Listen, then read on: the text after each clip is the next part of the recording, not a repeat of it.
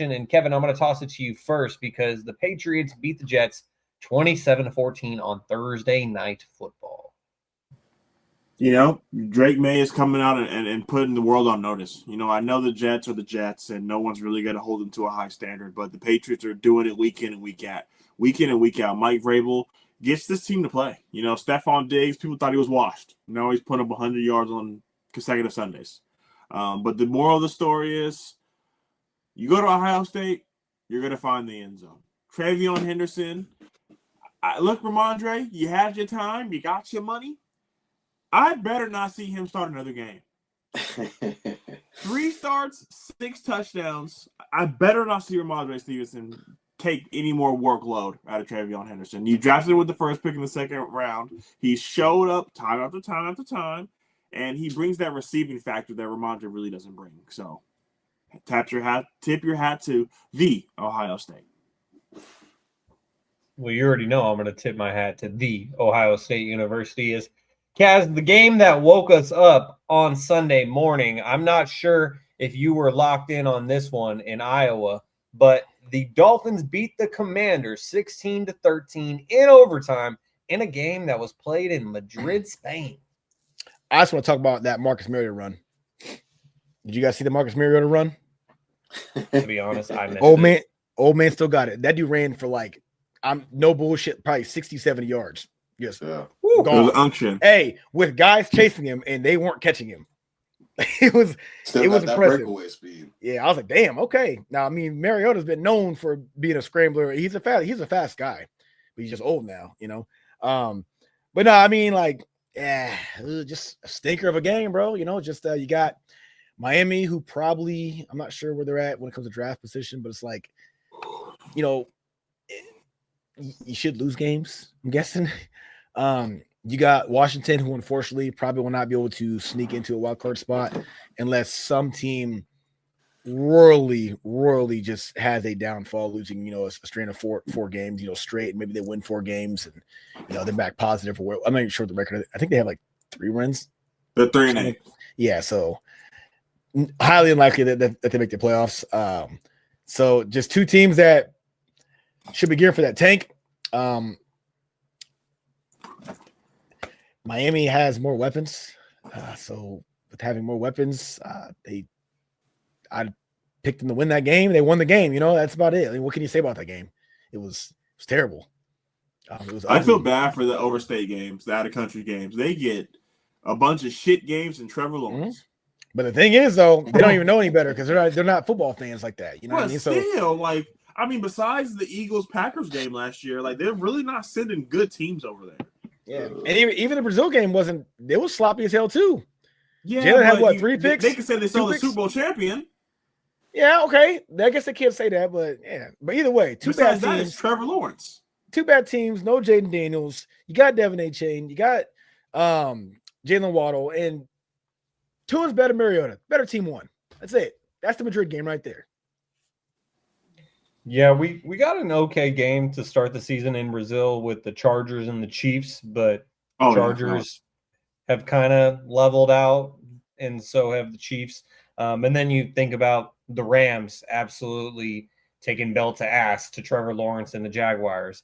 That's pretty much the only notable teams that I could really think have played overseas so far this season. But, Toddy, that brings us to our next game, as the Steelers beat the Bengals 34-12, but Aaron Rodgers got hurt in this one, and now his future is questionable.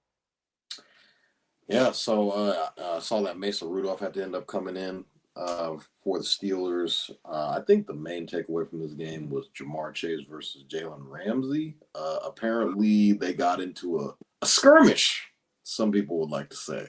Jamar Chase and safety Jalen Ramsey had a bit of they were talking it out, it looks like, and then all of a sudden an unknown substance was flown on to Jalen Ramsey, and Ramsey then took into his own hands and fired a punch to Jamar Chase, respectfully so. I think a lot of us would probably have reacted the exact same way. And then when asked about it, he said he did not open his mouth at that guy. Did not spit at him. Never happened. And then all the memes when everybody was saying this is in 4K. How did you get caught in 4K? It was just absolute comedy. So he's suspended. I knew as soon as it happened, he was going to get suspended. And because when Jalen Carter did the exact same thing right before a snap even happened, they suspended him for a game. So I was like, Jamar is at least going to get a game. I don't know if Jalen Ramsey is getting suspended as well, or is he just going to get fined? You don't suspend the victim. He shouldn't get anything. I don't think he's going to get anything. Yeah, you don't suspend the victim. Yeah. Well, so, and it was also because Jalen. So I mean, that was about it. But I don't know if he's going to get fined or he shouldn't get suspended. But I would understand if he got fined because people, it's the NFL. So, no fun league. Yeah. So the no fun league. So at least moving forward, this will be Jalen Carter. I do think going forward, what can the Steelers be? What are the Steelers when Aaron Rodgers is not suiting up? And another takeaway from this game is the Steelers defense looked all right. They look pretty good in back-to-back weeks. So Aaron Rodgers is obviously the big story.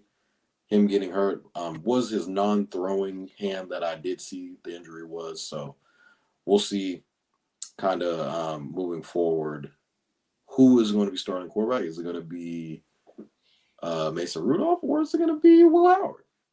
We'll see. So rest of the Steelers. Yeah, I would like to see Will Howard get some starters reps for the Steelers, but only time will tell, as that brings us to our next game. We've been alluding to the Chargers in this one, but we haven't dove into the game just yet, as Los Angeles goes to Jacksonville and gets absolutely slapped around 35-6 against the Jaguars. And the Jaguars had been in a bit of a slump leading into this game, which had a lot of people, myself included, expecting the Chargers to win a game 35-6 instead of the Jaguars doing it to them. And, Cameron Dicker, the kicker, comes out. He puts the Chargers ahead. And then after that, they got outscored 35-3. And I just didn't really know what to think about this game because the Jaguars basically showed the potential that they had displayed through the first 4 weeks. Then they were the old Jaguars over the next 4 weeks. Now, suddenly, they seem to be capable again. Versus the Chargers, who we had just stamped as contenders, come out and they have an absolute stinker like we've expected from the Chargers of the past. So this was just such a weird game. I wouldn't be surprised if this game ends up having repercussions on the playoffs later in the season. But if the Chargers really want to contend with a team like the Broncos or even Chiefs, they can't be losing games like this. Okay, if you go to Jacksonville and you lose, that's fine. But to lose by 29 points and to not even be close in this one, this was embarrassing for Jim Harbaugh and Justin Herbert. And all I know is we can't see Justin Herbert at all these LA sporting events out and about with Madison. I think it's Madison Beer. We can't see them out and about living lavishly if you're going to lose to the Jaguars by 29 points. So time to get it together, Justin Herbert. It's time to get it together. As Trevor Lawrence owns Justin Herbert. Yeah, he really does. And that's a crazy statement, but it's also a fact. As Kevin, the next game that we're getting to is one that we initially had on the rundown, but we chopped it for time constraints, and that is the Buffalo Bills defeating the Buccaneers 44-32. We give a lot of credit to Bo Nix for doing a lot with nothing. It got to a point where Josh Allen threw a touchdown, and Alyssa, my wife, goes, I thought Stephon Diggs got traded because number 14 caught the ball. And I was like, he did. And I looked it up, I said, his name is Tyrell Shavers. So, they're doing it with nothing. Besides James Cook, Josh Allen, I don't really know what happened with Keon Coleman. I heard it was a coach decision to not play him. It was right before the game, so I don't know what happened off the field. He missed he didn't go. He just no-showed a meeting or something like that. Okay, I know something happened. So it was a late scratch, healthy scratch. But John even brought it up earlier. Josh Allen, 6 touchdowns, 2 picks, and for him to turn that around with 6 touchdowns, this team finds a way to get it done week in, week out. But we can't give the Bills their flowers and not give the Bucs their flowers Baker Mayfield continues. We bring his name up every episode. We are Niners and Eagles fans, and every episode, Baker Mayfield finds his way onto this fucking podcast because he's doing something with nothing. Sean Tucker, 3 touchdowns. Kevin sitting on Kevin's fantasy bench, just didn't think he was going to do nothing. But to see him do that, Sterling Shepard, Emeka Ibuka, Kate Otten, they're finding ways to win games. And when it just comes down to clutch time, the Buffalo Bills, besides the first quarter, scored double digits in each quarter. It's hard to keep with a high octane offense like that. So tip your hat off to the Bills. Cavs, the next game that we're getting to is the Texans defeating the Titans 16-13 in what was an exhilarating AFC South battle. Yeah, you're giving me all the shitty games. Okay, Good. Good. I got. What do you want me to say about this game? The Titans suck. They suck. Terrible. Worst team in football. Okay? Move on. Honestly, worst team in football. Were you not intrigued by Davis Mills? About as much as you can be intrigued by Davis Mills. Okay, it's just a division game on top of that. So you got just a team that's we don't know whether they're solid or not, and you have the worst team in football in the same division. Just a recipe for a shitty game. Another shitty game. Shitty game. I ain't gonna lie. I have nothing to say about this game. I can't. I can't break shit down. Fan. Davis Mills, baller. But why? Because a backup won against the Titans? Because I took his money. Oh, okay, fair enough. Get your bread. Yeah, W bread. So a little backstory. That's why he's okay. Is that why you mad, Toddy? No, this was 3 seasons ago. So we bet that because Toddy and Sean were, we got Trey Lance, we got the next whatever great quarterback, and I said, I bet you Davis Mills is better than Trey Lance, and the only reason I won that bet is because Trey Lance broke his leg. Week 2. Now, quick question to the 2 Niners fans. Do you guys think that Davis Mills is actually better than Trey Lance? No, I don't. And I watched Davis Mills these guys are crazy. Play in these guys are college crazy. at Stanford. I think that Trey Lance has more potential. Are we gonna compare North Dakota State film to Division I football? Hey, Trey Lance looks solid throughout the preseason this year under Jim Harbaugh. Sac State is crazy, Kevin. That's FBS. That's the caliber teams they play. They're not playing any Pac-12. They're not playing Carson Oregon. Wentz went to the same school as him. Okay, this ain't about Carson Wentz, Todd. It's about Trey Lance. I'm just saying, don't throw up college numbers when he won the college Heisman. He won the Heisman for the Tier 2 schools.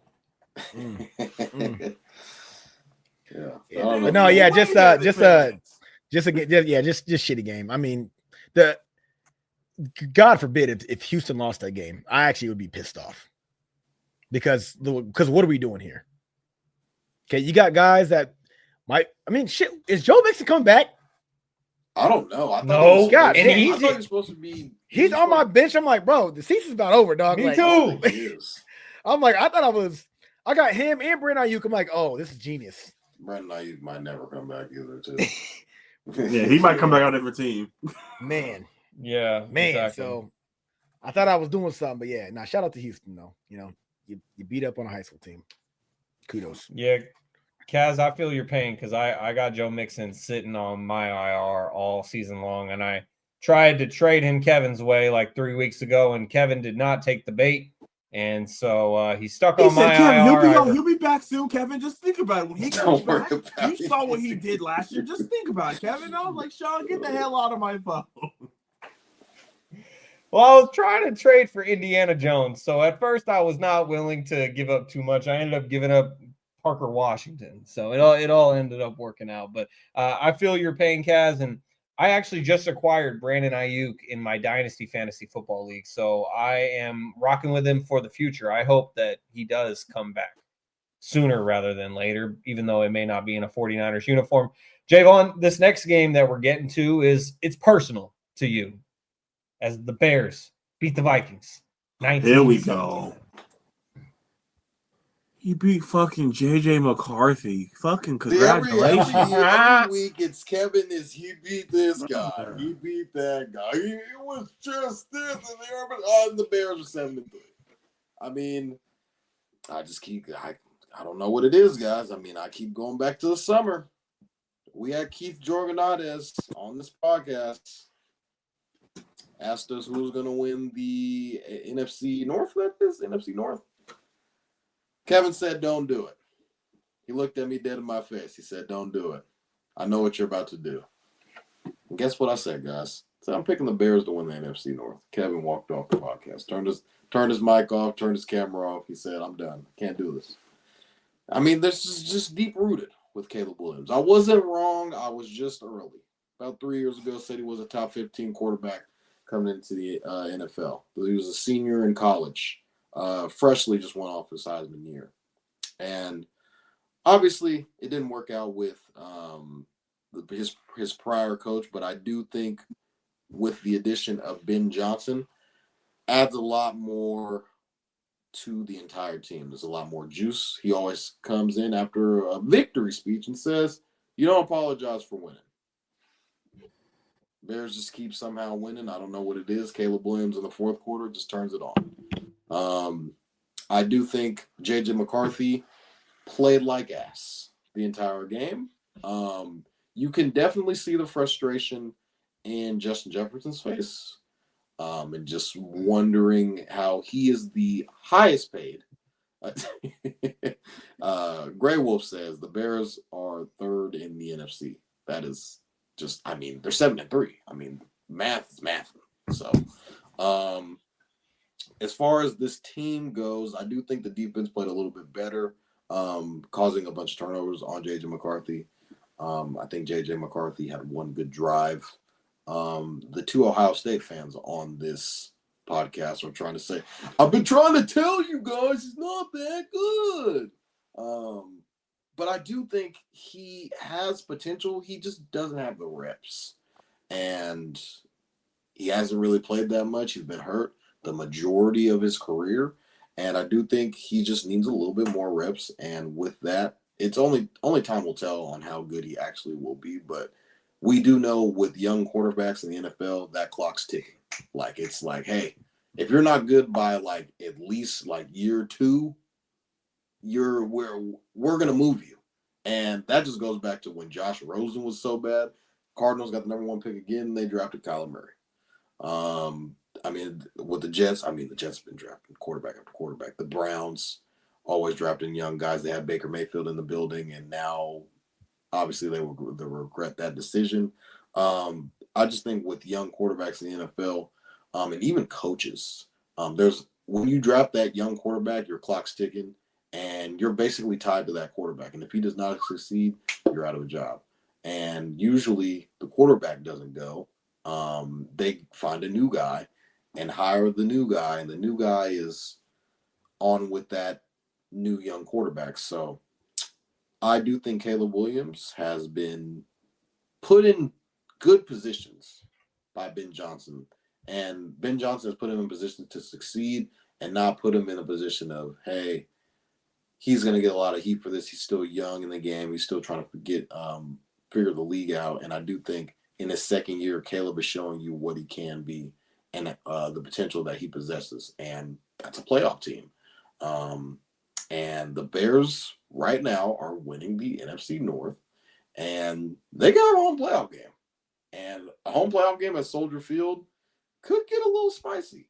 But I do think it will be very interesting on what the Bears can do moving forward. But Grey Wolf says, for audio-only listeners, but if they win the next 2 games, in parentheses, that's if the Eagles and Rams lose the next 2 games, they can possibly lead the NFC conference. Yeah, so I mean, based on the math, the Eagles and the Rams are 8-2, I think, and the Bears are 7-3. So I mean, things could get a little dicey. Now, I'm not saying they're going to be number 1 in the NFC, but I do stand firm on my position that the Bears will win the NFC North. I'm just going to stand firm on that. That's what I said in the summer, so got to hold it down. I respect it, going 10 toes down on your Bears take. And you mentioned my friend Keith Joganatis. He was texting me yesterday saying, don't forget to give me my credit on the Broncos. Don't forget to give me my credit on the Patriots. So here's your credit, Keith. As now getting to the next game. He also said that the Bears will come in second in the NFC He did. North. He didn't go all the way and jump over that ledge with me, but he was like, you might be onto something there. Yes, and you guys were both on the Bears, and kudos to you for that. As the next game I got is the 49ers defeating the Cardinals 41-22. And Big Cock Brock Purdy is back. I got excited. Big Cock Brock Purdy is back, Kaz, as you roll your eyes. He had himself a game in his return to his home state of Arizona. Brock Purdy completes 19 of 26 passes for 200 yards and 3 touchdowns. Christian McCaffrey in this game had 13 carries for 81 rushing yards and 2 touchdowns. And George Kittle got his guy back with 6 receptions for 67 yards and 2 touchdowns in this game. And shout out to Sky Moore for starting this game off in emphatic fashion, almost running the opening kickoff back for a touchdown. And he really set up Christian McCaffrey for his first touchdown there, Javon. And I was happy to see this as a 49ers fan, whether if it's the Cardinals or not.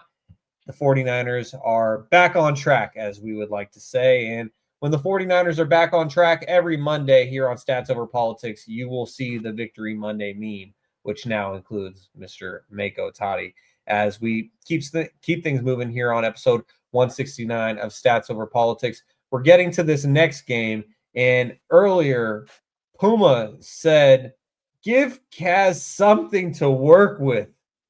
Please give Kaz something to work with, because so far I've been a bad host, and I've given Kaz nothing but shitty games. And so we're gonna skip the next couple games that are on the agenda, and Javon and I will have to handle it, as well as Kevin when he returns. But Kaz, I'm going to give you a good one, something with a little meat on the bone, and that is Sunday Night Football, as your Philadelphia Eagles beat the Lions 16-9. What was your reaction to this low-scoring battle?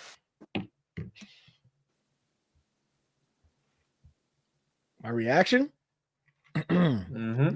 I've never in my life, as an Eagles fan, and we've had some great defenses. You guys know that. Right? We've had some years where we've had, number 1, number 2 defense in the league. Great pass rush. We're known for that. We've had guys like Brandon Graham in his prime, Fletcher Cox. Went out and got Jalen Carter. We had at one point we had with Milton Williams, and we sent Josh Wood off. We're known for all offensive lines. Okay, known for it. Oh, also I keep forgetting about what's his name, who decided to sit out, Hassan Reddick. He comes to Philadelphia, he goes crazy that first year he's there, right? I don't think, mind you, we played an offense that, like, this is an offense. This ain't no excuse. This is an offense. I have never been, I think I was telling Kevin this before we started the show. In my entire life as an Eagles fan, since I can remember, I have never been so kind of happy with a game like that where we couldn't do shit on offense. And I just had like an epiphany. I'm like, you know what? Respectfully, fuck Jalen Hurts, fuck AJ Brown, fuck Kevin Patullo, fuck Saquon, fuck that offense. Why? Because why do we have to love the offense more than the defense? That doesn't have to be a thing. It doesn't have to be a thing. There's plenty of teams in the past who have had mediocre offenses and amazing defenses, and they're known for that. I.e., the Ravens and Steelers. That's what their whole foundation is based off of defense. Okay. I watched that game last night, and I was like, these guys are beating the shit out of them on defense.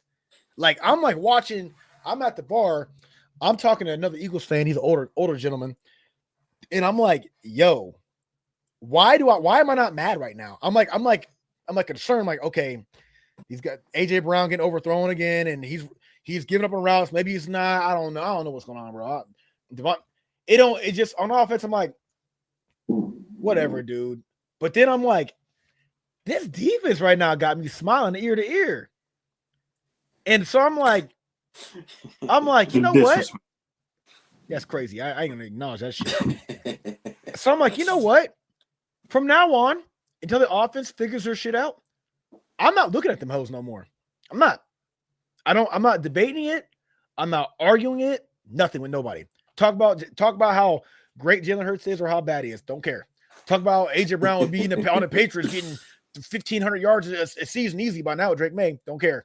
Talk about how Saquon Barkley's having a down year because who the hell's going to have 2 back-to-back 2,000-yard seasons? Don't care. I don't care about anything with the Eagles offense right now. Why? We have Jalen Phillips. Okay? We have Nakobe Dean. All right? We have Makuba. We have Jahad Campbell. Okay? We got Cooper DeJean. We got Quinyon Mitchell. I'm not even naming like I didn't say Zach Bond. I didn't say Jalen Carter. Nope. I just named a bunch of young guys. Just a bunch of young guys. I'm like, these guys, please, Howie, find a way to keep Jalen Phillips. Please. We have our edge rusher. We have him. Please, God, keep him. But we got these guys that are just playing relentless. Add in our pass rush on that defensive line. I'm like, oh shit. Because it's going to happen soon. When this offense has a game, it is going to be brutal for wherever the fuck we play. That's all I'm going to say. The Lions got exposed badly. I'm not saying they're not a playoff team. I know it's a little bit longer in a minute. Sorry, Sean, but I know that the Lions are not a playoff team. I'm sorry, they are a playoff team. But like, dog. You're in Philly. You know, I didn't pick the Lions to win, but I thought for sure I would have saw more than that. Gibbs had a couple good runs. That's about it. J-Mo found the end zone, but I mean, again, who's covering J-Mo when you got Quinyon literally shutting down Amon-Ra? Just nothing. Nothing. That's bad for whoever the hell we play, no matter who your offense is. You know what I hope we see in the playoffs? I want to see LA again, just to prove a point. I want to see LA again. I want to do exactly that while our offense is also clicking, and then just go ahead and waltz our way to another Super Bowl, because I'm here to tell you, I have never seen the Eagles defense play as clean of a defensive game as that against an offense that is a legitimate offense. No questions asked. The Lions have a great offense. And I didn't get to see it. I saw the hands. Can I please see that comment? Because I know it's going to piss me off. He says, Lions blew their opportunity when they choked versus, okay. I thought I was going to say something about the game. All right. Yeah. So yeah. Nah. You guys are in trouble. That wasn't supposed to be a thing. We got a Dory Jackson playing cornerback still for the Eagles starting. Okay. And just a few, he had his best game of the season. And just a few weeks ago, that was our biggest problem area. Well, offense is going to start figuring some things out, but we got to get rid of Dory Jackson. Shit. I'm not saying he should still be starting. What I'm saying is we did exactly what we need to do during that trade deadline. And adding in that edge rusher, oh my God, that changed everything. That dude had 2 back-to-back games. He had 6 days to learn the playbook. And went out last week, handled business. Breakout game. This week, same thing. That's it. Teams are cooked. Well, shout out to Brandon Halam51, who is new in our YouTube comments, saying, as Kaz read, Lions blew their opportunity when they choked versus the 49ers in the NFC Championship game. And Brandon also says, Eagles turning into Texans fans, and that's the comment that Kaz refused to even acknowledge.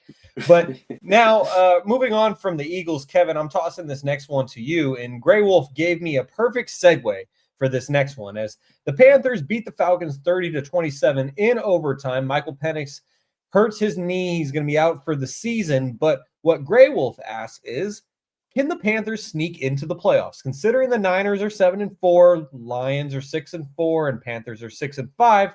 Kevin, what say you? Can the Panthers sneak into the playoffs after their 30-27 win against the Falcons? If they were to play every game on the road, hell yeah, because that's the only time they win. They have every game they've lost has been at home, and every game they have won has been on the road. To finish the season, they have can you guys catch my drift? Next week they're at San Francisco. All right. They got the Rams, the Saints, Bucks, Seahawks, and the Bucks again. Can they sneak into the playoffs? I don't know, man. Bryce Young is playing like the quarterback that was drafted number 1 overall over C.J. Stroud. They're finding out ways to win games, man. Every game they find a way to win, whether it takes overtime or whether it just takes 4 regular quarters. So shout out to Bryce Young, California native. So next week on the road, you know who's Kevin is picking. The Carolina Panthers, baby. Love it. Oh gosh. Okay. Well, Brandon says Panthers can beat out the Bucks, so they'll get 2 opportunities to get that opportunity. So Kevin is going with the Panthers next week against the 49ers. Kaz, I'm interested to see where your pick ends up going, as our Stats Over Politics pick'em has gotten very close in the last couple of weeks. Kaz had a 7-7 week. No, I'm 10. pissed. The last 3 weeks I've been asked, though. I'm like, what the hell is going on? I thought Kaz had an insurmountable lead, and then I saw the graphic this week, and I was like, oh, wow, Kevin and I are 2 games back in first place. All right. Then there's Toddy. I wasn't going to say it. It was implied, but yeah. So speaking of Toddy, Kevin's officially in second place now if everything played out, because he chose the Seahawks and I chose the Rams. So I might have solidified second place for the week. That is correct. You got me for now, but I am making my move to first place. As Javon, this next game, if you could break it down for us, the Packers beat the Giants 27-20 in a game that Cam Scatterboo and Jackson Dart weren't playing in. I saw this meme when it showed Cam Scatterboo and Jackson Dart walking in the tunnel, and they were like, "So good to see Jackson Dart and Cam Scatterboo show." Supporting their teammates, and then somebody like commented and was like, "Yeah, it's great for you to show up for work." It was so funny. This game, it was very interesting because the Giants, who started Jameis Winston in this game, Jameis was, he's got these games in him where, bro, did you see Jameis dancing in the end zone? That had me so weak, bro. Oh my, he is just naturally like all the stuff that people talk about him and say about him. They're like, Jameis is really like that in real life. Like, and I believe it. He's not a character. This is just actually what his personality is. But the Packers they fell asleep at the wheel in this game, and Jordan Love kind of had to turn up on one of the last drives of the game to kind of give them the edge over the Giants. But the Giants were pretty feisty in this game. Josh Jacobs was out with a knee injury, but I did see that it shouldn't be anything serious, and he probably should be back by next week. But how good are the Packers? I'm not sure. We even heard things about Matt LaFleur possibly giving up play calling, and he said, no, I'm going to be the guy that calls plays. So usually when play calling duties have to be relinquished as a question, usually that's a problem, especially mid-season. So Packers kind of edge out a victory against the lowly level Giants, but I think the Giants should have a lot to look forward to with what this team could look like, given what their situation is. They're going to be in search of a new coach who Bill Belichick had to make a statement saying he's pulling his name out of the race for. And they're probably going to have a high draft pick moving forward. And I do think they have a quarterback for the future. So the Packers have to do a lot of soul searching on what they want to look like moving forward as a team. I think this tie is going to hurt them a little bit more than it helps them moving forward, just based off of a couple of wins that they probably should have had, like, I don't know, beating the Browns. So just that I think that tie is going to come back to haunt them when it comes down to trying to make the playoffs and get a wild card spot. Last couple games here in our Week 11 recap here on Stats Over Politics. I got this one as the Ravens beat the Browns 23-16 in a game that felt like it was way too close, especially considering that Dylan Gabriel went out of this game with a head injury. And as Javon is indicating, and I will with my Apple Watch participate, Shedeur Sanders made his NFL debut in a regular season game. And in all honesty, I'm not even going to focus on the Ravens side of this. I'm just going to focus on it from a Browns perspective, offensively and defensively. First of all, Shedeur Sanders making his first appearance for the Browns in the regular season. And after the game, Kevin Stefanski said that it was the first time that Shedeur Sanders had played with the first string offense of the Cleveland Browns. It's the first time ever. How does that happen? That is just coaching malpractice to me. You are purposely not giving this guy a shot. And now Joe Flacco gets traded. Dylan Gabriel is now the quarterback. Oh, and Kenny Pickett is with the Raiders, I think, as a backup. And so here is Shedeur Sanders stepping in his first reps with your starting offense is in an NFL game. That is just absolutely horrible, in my opinion.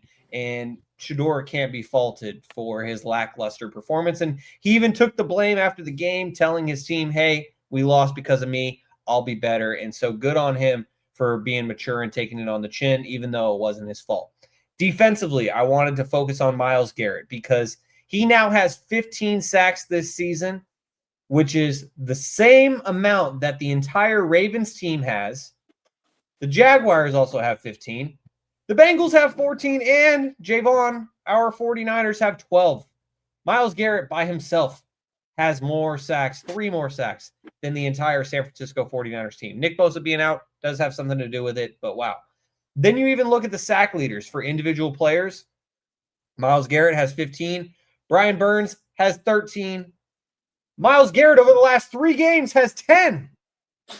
Nick Bonito has 9.5. 3 other players are tied with 9. Myles Garrett, he is just ridiculous, and he's being wasted away in Cleveland. As Brandon says, can Myles Garrett throw? That's a valid question. But throw, run, right catch. Now, yeah, and so right now that is being left to Shedeur Sanders. I just hope that he is able to get a actual shot with the Cleveland Browns and that Kevin Stefanski will try to make it work with Shedeur because he clearly hasn't to this point.